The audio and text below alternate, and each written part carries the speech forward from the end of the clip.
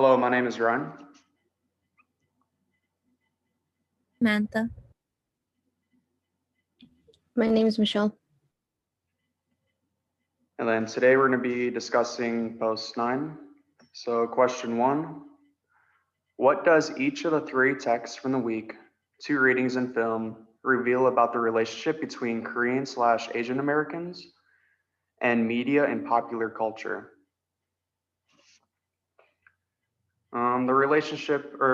The relationship I got between them is media and popular culture misrepresents Asian American stereotypes.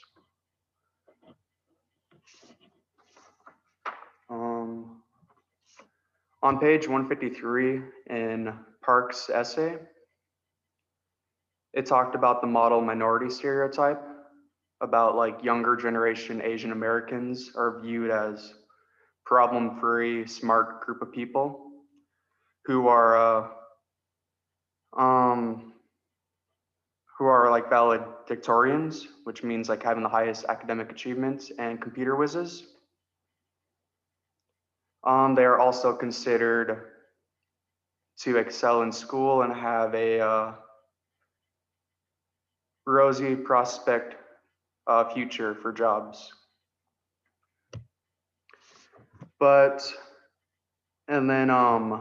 However,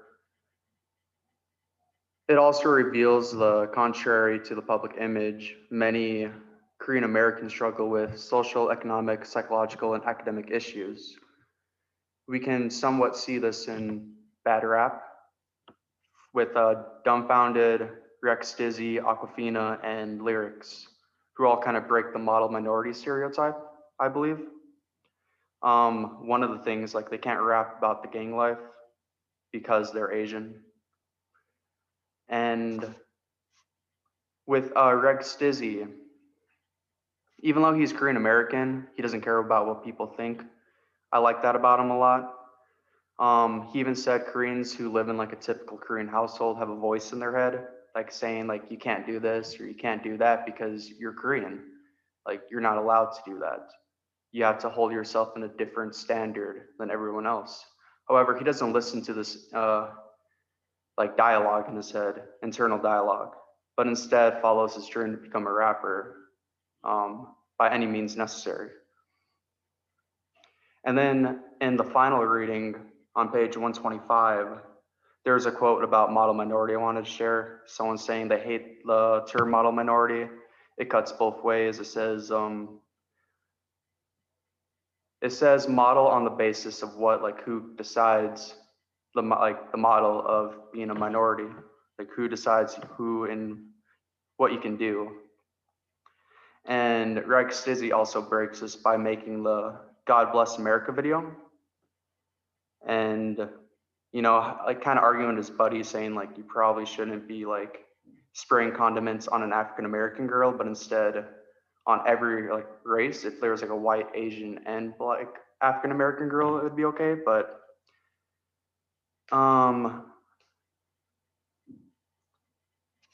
like even because the media would hate it, but he doesn't care. And he believes there's no such thing as like a model for rapping. Like you can do whatever you want, regardless of your color, your skin. And the criticism shouldn't be on Asian Americans, it should just be on music.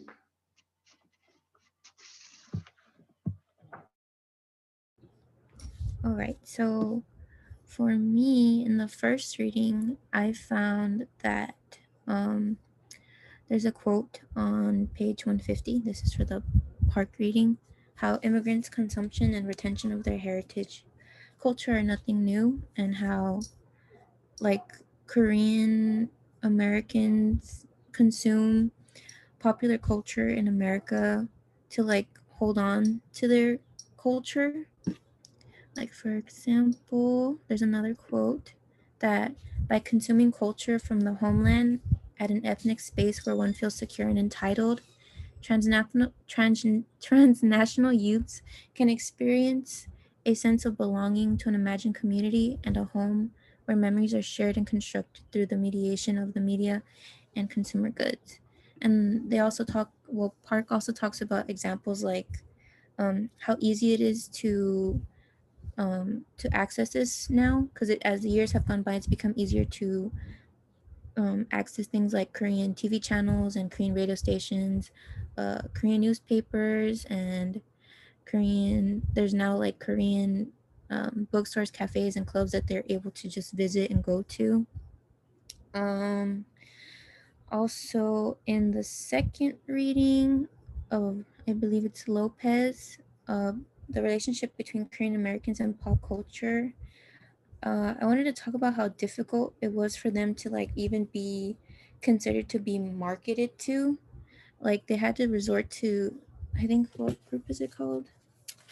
Sorry, need to look at my notes.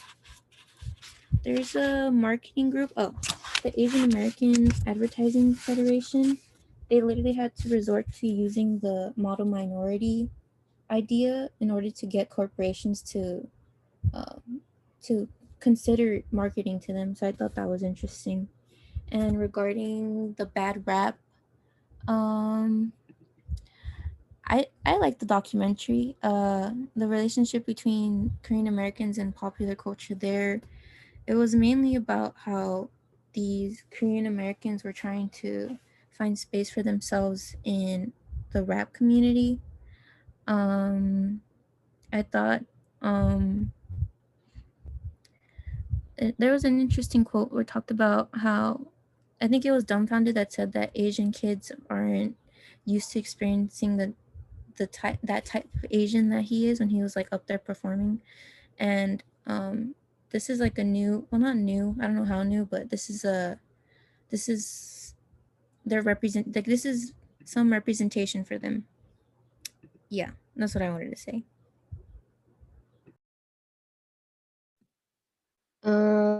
Yeah, for me, what I found like in relation like with the two readings and then the film, I think it has to be the fact of like still holding on to their culture. And in the park reading on page 150, it says urban ethic spaces in transnational immigrant populations are key notable points of the circulation of foreign cultures in the US. Um, and then also like the speed and the volume of these exchanges enable stimulation or no simulations and almost ultimate culture consumption, which connects the countries of origin and immigrants more immediately. So um, I feel like just like in that like it just in parts like how it was like about how through like these culture spaces that they've created, like they're able, you know, to experience like Korean culture or any like any other Asian culture, like having these spaces they're able to consume, and they get to experience that other half instead of like just like American culture. um and then for the second reading, it was also like the whole thing with like advertisement and like how um it's like hard to put like Asian people like as well. Like it talked about how um they don't really have that space because they feel like um through like advertising, like not giving like Asian companies to do that, like it'll reach like Asian people, which that's not true for the most part. And then as well like in the film, um again how like they're trying to create like this space where they can rap, and like how you mentioned, Ryan, like they can't really like rap about, you know, other like things that they can't, because I remember I think one of them, it wasn't like one of the main ones, but his name is Tim, I believe, that talked, and he was just saying how like yeah, like they won't believe like um Asian rappers, like if they're talking, you know, about guns or anything like that, because it's like fake. So it's like they're just trying to create this space um where like okay, like this is representation, um like we can rap about like our own struggles too as well. So um that's like what I found in connection with like all three, um the two texts and the film. Yeah, I agree with both of you guys. Um, okay, so question 2.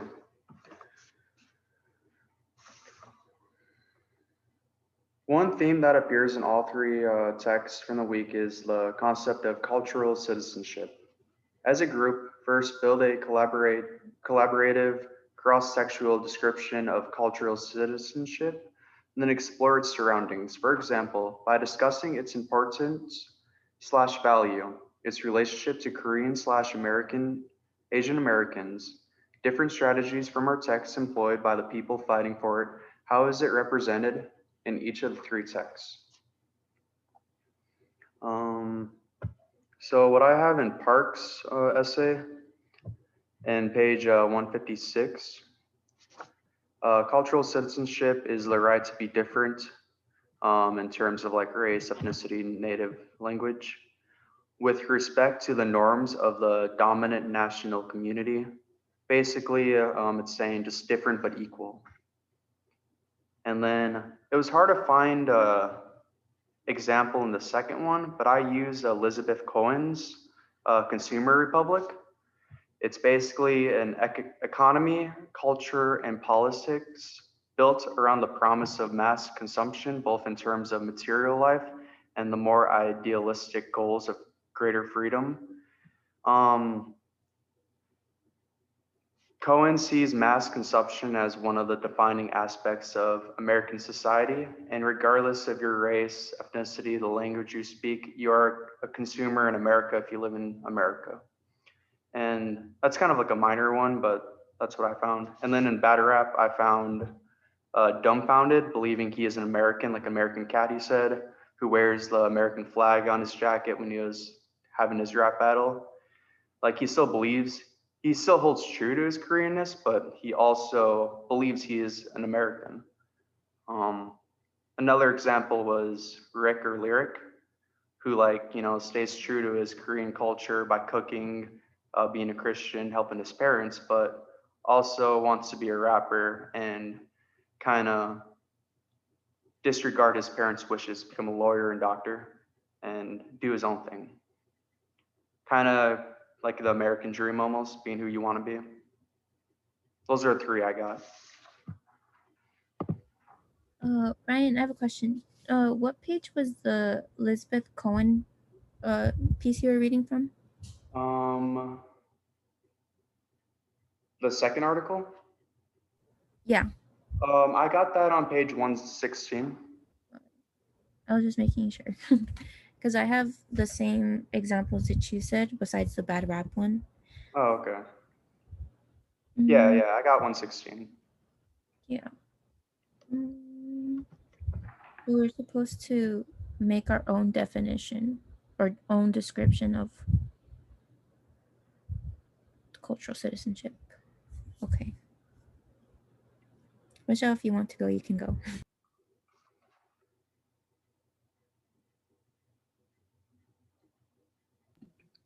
Um, for me, I kind of had like trouble like trying to like in terms of like the definition of cultural citizenship. So what I took it as, it's like or some examples from like the Park reading.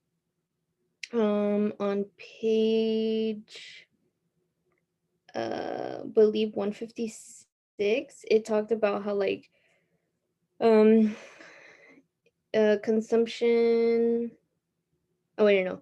That sometimes cultural citizenship is overlooked and neglected. In other words, not exploring or getting enough of what the homeland culture is. But in terms of like examples, like the like reading from the part from Parks, it was like how like when Korean American like youth like watch like their drama with their parents, um and like kind of bonding through that, or going to like ethnic public spaces and sharing cultural references, um or like on page 159 and page 160, when they talked about like the Korean comic book stores, and like how even within that it's like there's like three different like cultures going on, because it's like it's being translated from like Japanese to Korean, and then also like it's being, I believe, translated into Chinese that it said.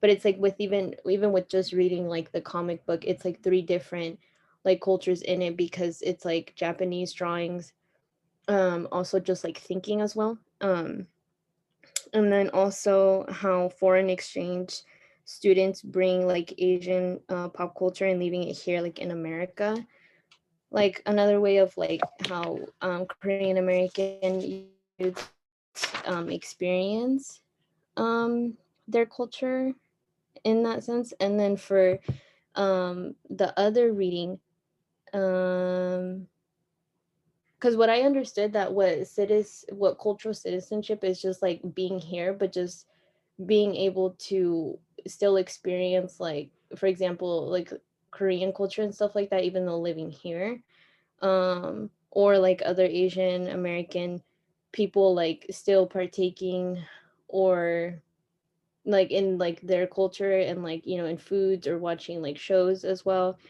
um so for the second reading, on page 119, it talked about how like it said Chinese American used their cultural citizenship to display as evidence that they did not support Japanese aggression in Asia. And so for that, like I kind of understood it that like, even, well, it's like two different things. It's like they were saying that they didn't support Japanese even though they were Chinese, but in that sense they were tapping into like American like point of views, or like that's what I understood. Maybe I'm wrong. And then so that's how like they use like their cultural citizenship. And then in Bad Rap, um in the sense of like how they rap, like they do rap but they still use like their experiences and like they talk about their own struggles. So I think that that's like, even though they're like rapping and black, I mean rap is from black culture, so it's like partaking um like in another culture, but they're still like they're rapping about like their own struggles and like, you know, their family and stuff like that. So that's what I got from the three. That's such a good example that helped me understand the definition more.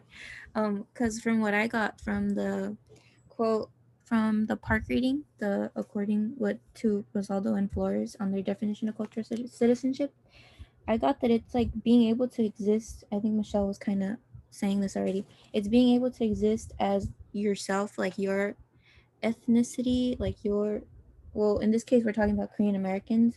So being able to exist as Korean Americans within like the larger American community. So the example that Michelle brought up about how in Bad Rap they were partaking in something that's from Black culture, but they're still rapping about like their Korean American experiences. So I really appreciate that you brought that up because it helped me understand the definition a little more.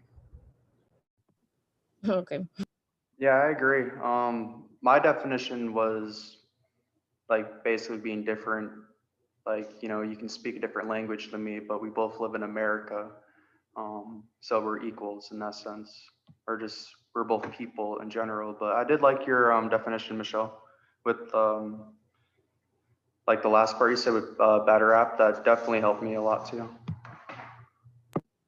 Yeah, because I was kind of lost. I wasn't like 100% sure, but like that's what I understood. It's just like being able to partake in like two cultures, but like not being like just fully a part of one, but being able to do two. So like another example that I understood, that it would be like it's like if you speak two languages or more than like two languages and you're using all three at the same time or even two. I feel like that's another way that I understood it as well. So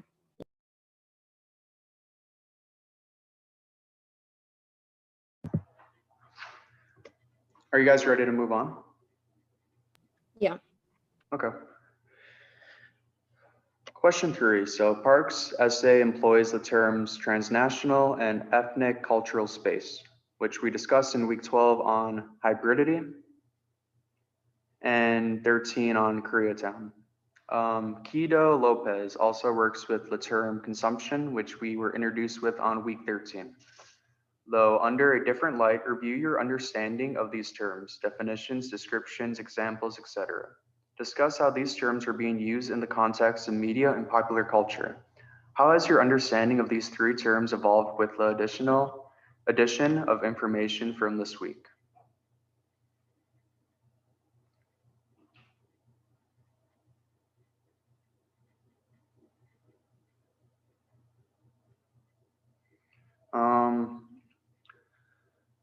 I guess for transnational, what I put down is in bad rap with Lyric or Rick. He lives with his Korean family, assisting his parents in work, cooking Korean food, making videos on that, and staying true to his religion while incorporating rap into his identity. Much kind of like the Anthony Bourdain video me and Samantha watched last week. How he was making Mexican and Korean food um, while still trying to live regardless of their expectations.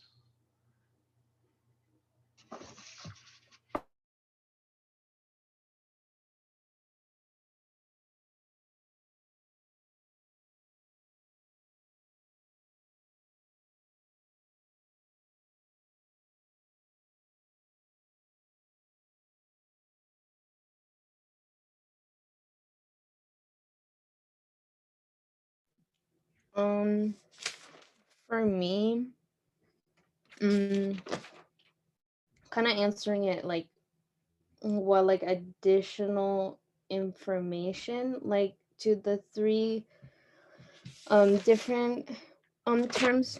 I just put that all these terms go hand in hand because without one, Korean/Asian American cultures would not be seen to non-Asian people or exist for Asian American communities in general.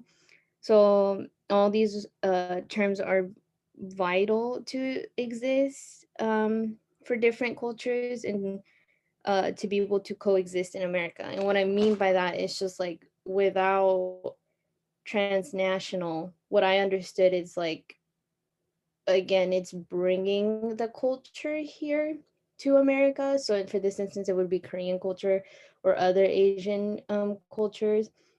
And then once you bring that over, then it would be the ethnic, it would be creating the ethnic and cultural spaces. And then once those are created, then it goes to consumption or consuming. And like, other like, or like Asian communities, like Asian people can go and like, buy, do all these things as well as like non-Asian people. So for the park article, it says, let me see.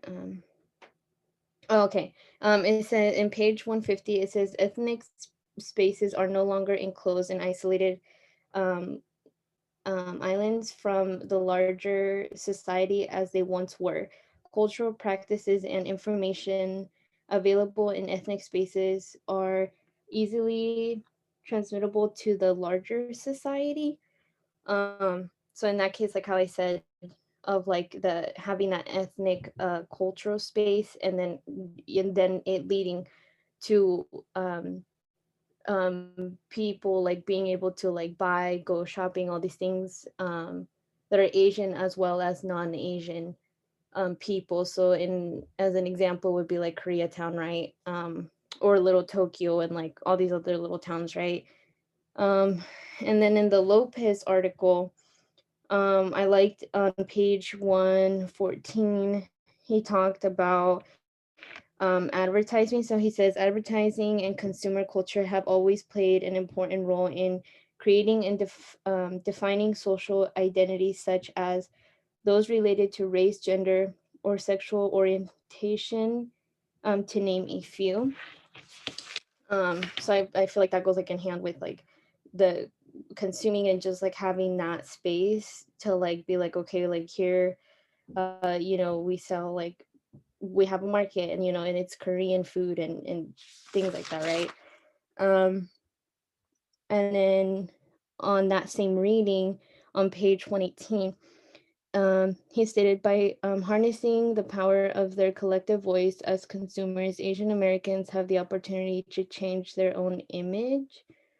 So as well as like having, um, I believe this was to like advertising as well.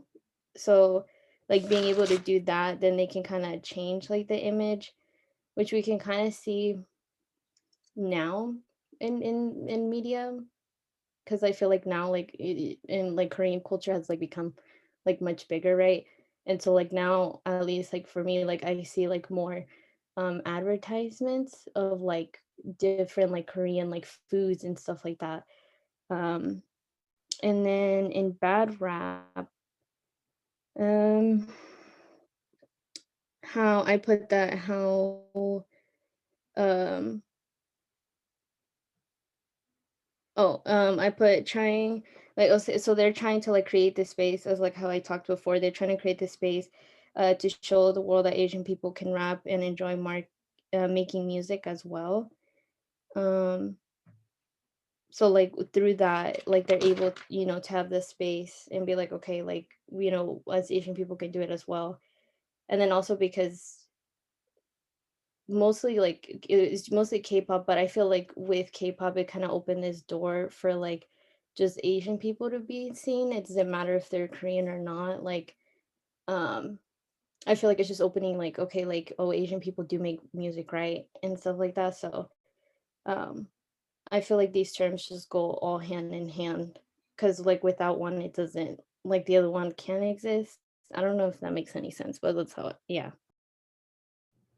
Yeah, sorry I didn't talk at first. I had to go close the windows because their dog's barking outside. But yeah, I agree with what you just said, Michelle. That like the growth of and the popularity of K-pop has allowed more Asian musicians and artists to be seen, like in these past few years. And so about the definitions, consumption, I used a quote from Lopez's reading on page 118 that consumption can help us define citizenship, political involvement, and a larger notion of representation. So, like the things that we consume and the things that we buy define, well, not we, but Korean Americans, like the stuff that they consume and buy, define them as people. As for transnational, um, one of you said it, I don't remember who it was, but you talked about how Korean identity, the rappers in bad rap rapped about their Korean identity within rap lyrics that they're saying in America. Like their music, I believe their music is like is here, like that's their audience. So that's a way that's been transnational. And also how Michelle, you were saying that um the for the ethnic cultural space with bad rap as well, that they're creating a space for Asian Americans and I guess Asians in general to have a space in the rap community. And another thing for transnational, how the first reading, the park reading, Korean Americans are consuming products from the homeland, and like those products are being transnational, like they're coming over from South Korea and they're being consumed in America. And back to the ethnic space again, but with the park reading, the K towns and how that is a space for Korean Americans to, you know, consume their their products and to be amongst other Koreans consuming those products as well. So yeah. Um, for consumers, for me, I kind of went over the definition in question two, but what I found that was used in these readings and videos were in the reading with Lopez. It was advertising and consumer culture. It kind of places a definition on identities like race, gender, sexual orientation. This is on page 114, by the way, just to name a few. Um,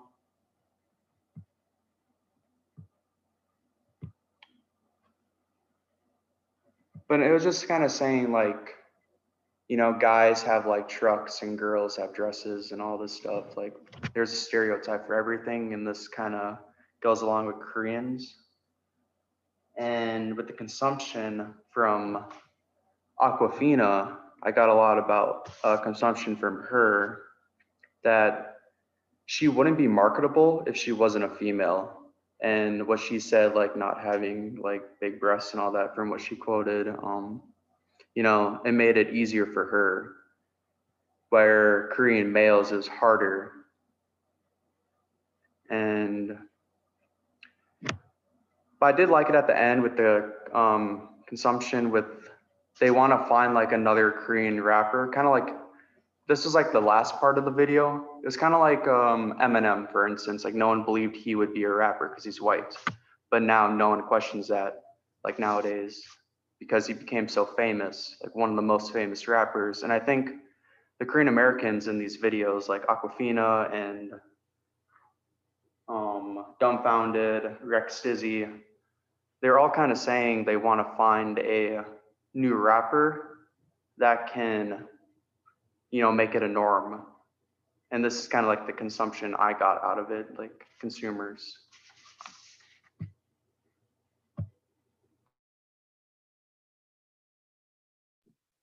Yeah, I remember that from the bad rap. How one of, I'm guessing he was a producer, he was talking about how like he's like, oh, no one cares like what ethnicity you are. He's like, if it's just a good song, it's a good song and people will like listen to you. And yeah, I remember him bringing up about like Eminem. He's like, yeah, he's like, he's not black, he's like, he's white, but like people love listening to his music because it's just a good song. So, and it's a good rap. So as long as like that like it's a good song, like people don't care like what ethnicity you are, as long as it's just good. um but yeah. Yeah, I agree. It sucks because those rappers are honestly a lot better than most rappers I've heard. Especially, I like Aquafina a lot. I just think she, her music was just catchy. But it just sucks because they just get stereotyped as Korean Americans and they don't really know what to do with them. But I feel like hopefully it changes. And that documentary is very beneficial to watch. Yeah, and I thought it was interesting how Aquafina was talking about um how like women rappers are like more marketable, and I believe, I mean, Asian female rappers are more marketable, and how I think she's like actually the biggest person in that documentary now. Yeah, I'm not sure about the other ones, but she's the one I hear of the most. Yeah, it made it seem like she was the most famous.